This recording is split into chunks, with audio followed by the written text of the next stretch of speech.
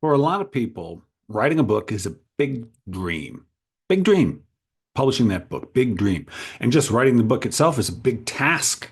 It's going to take a while. Could take a year, could take 2 years, could take 10 years. A lot of words, a lot of pages.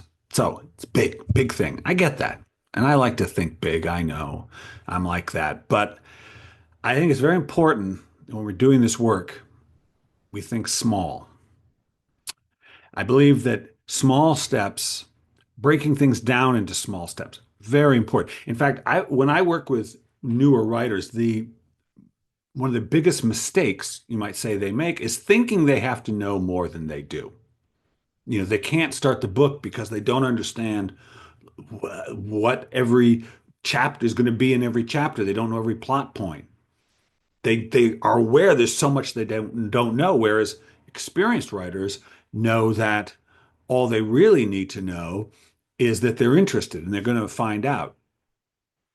When I write my essays, uh, these 400 word essays, I often have ideas about what they're about.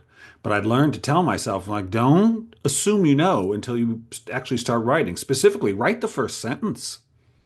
Write the first sentence. You just got to do that. And maybe there'll be something in that first sentence you didn't predict, and it'll start pointing you in a new direction that's more interesting than the one you thought you were going to be taking. Every book begins with one sentence and then another sentence, and then you finish that sentence and you know what comes after it. You want to think small a lot of the times because we start thinking we have to know something we don't, we get in trouble. The other day I went to buy a guitar, an electric guitar, and I wasn't sure I was going to buy it. It was for my 60th birthday is coming up, and that was the gift I want to get myself. But I wasn't quite sure. So I went down to the Guitar Center here in Seattle, and they got just guitars everywhere.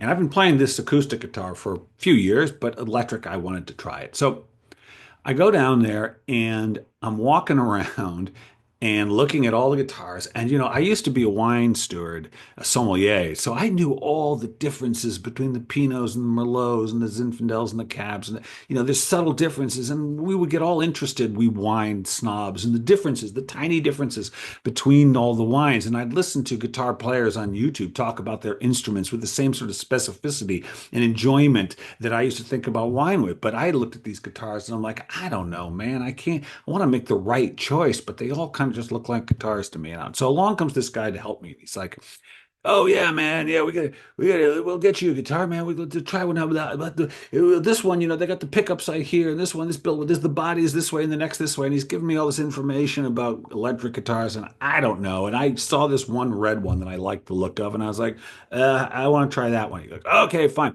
So he gives it to me, and I take it down, and he plugs it in, plugs it into the amp, and I realize I've got a problem, but I don't. I'm a little embarrassed by the problem I'm having, the question I had, and I didn't quite want to ask it. And there were like these knobs and this little lever on the guitar. And so instead of asking the question, I just said, what does this thing do, this lever?"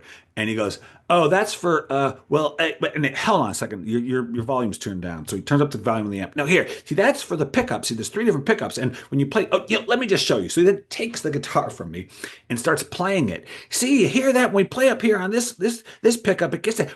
That's that Thin Lizzy sound, right, man? That you like that? Now, come down here. That's like Jimmy Page, like that. Here, go, look at that. Oh, now this bluesy. You're bending the notes. See, that's that bluesy sound you're gonna get, right? You gotta get that bluesy." He's going on and on and on about all the different pickups and the sounds. And the thing is, he had already answered my actual question, which was, how do I turn it on?